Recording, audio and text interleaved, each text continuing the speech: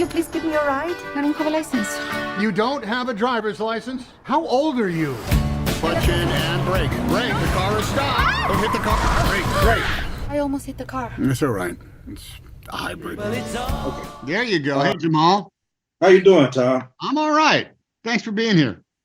Thanks for having me. First, thanks for all the great performances you've done over the years that I've got to enjoy your work and your artistry. I mean, you've truly been an entertaining part of, a large part of my life, just watching all these great movies you've done. And OTTO is part of that. I mean, I really enjoyed this. My first question is, how important is it for people to learn stick shift these days? It's a lost art, man. It's a lost art. Even like now, hot cars, like they use the paddles. You got the paddles right there if you want to do that, but there's no clutch, man. There's no clutch. If you're not having to do the 4 on the floor or the 3 on the tree with the clutch that comes in and out, you're missing out on the history of the automotive experience, man. If you haven't had to have that time where you learn how to drive a stick shift, you're missing out on something that's as important as one of the great rites of manhood, man. It's like a bar mitzvah or something like that. It's like a first communion. You got to prove yourself in order to get there. And I'm going to tell you right now, I'm damn good at driving a stick shift. Damn. Me too. That's my love.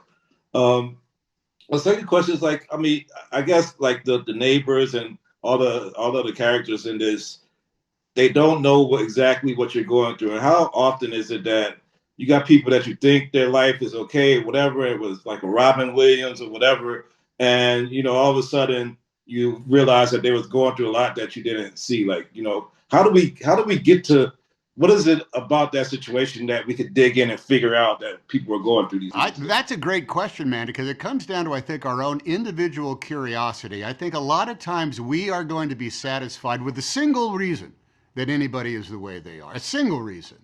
In this case, Otto's wife died. All right. You think that's the only reason the way he is.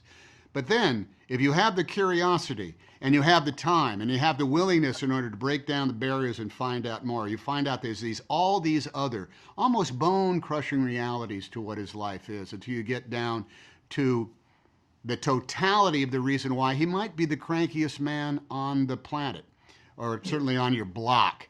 But when you're able to get that out of somebody, what do you have? You end up having an empathy and an understanding of each other that both comes from asking the questions and being asked the question. And I think people are often willing to just say, look, I'm going to write that person off because I know exactly what's going on with him. A little bit of time, man, a few more hours in the day can help. A few more opportunities to, knock on somebody's door or answer the door than when they come knocking at you.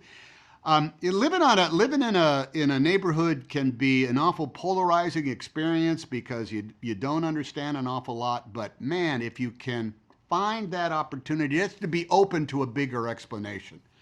But a lot of that is just an interior battle that we fight ourselves. Yeah, and I gotta ask, like we've seen.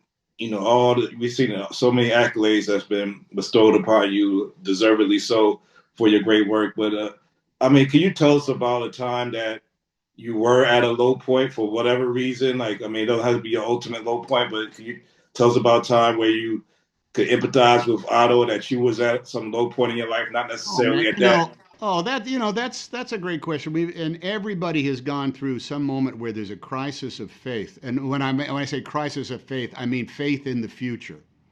That where you think that the way things are now is never going to change. What am I? I'm divorced. I'm unemployed. The phone is not ringing. I'm not living at home.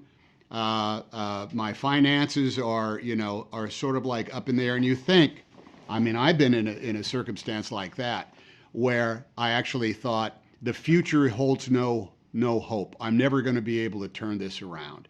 Now, how long does that last? It might last until someone gives you a call up and say, hey, what are you doing? You want to go to the ball game? And suddenly your life is altered a little bit. And other times it comes around because, you get a line on a job, you start having a reason to get up in the morning. But those days or those nights where I've lost faith in the future, that something would come along and change the course of things, that's rough. And what can you do except look yourself in the mirror and maybe lean into the pain and just seek out some other reason to believe again. Yeah. Well, thank you for your time, man. Keep on doing great performances. I'll keep on being amazed and cheering them on. And thank you. Have a happy Oh, holidays. you're a nice man. Thanks. Nice talking to you, Jamal. Take care.